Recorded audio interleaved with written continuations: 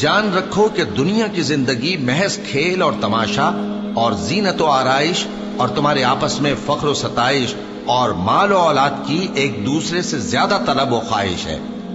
اس کی مثال ایسی ہے جیسے بارش کہ اس سے اگنے والی کھیتی کسانوں کو بھری لگتی ہے، پھر وہ کھیتی خوب زور پر آتی ہے، پھر اے دیکھنے والے تو اس کو دیکھتا ہے کہ پک کر زرد پڑ جاتی ہے، پھر چورا چورا ہو جاتی ہے۔ اور آخرت میں کافروں کے لیے عذاب شدید اور مومنوں کے لیے اللہ کی طرف سے بخشش اور خوشنودی ہے۔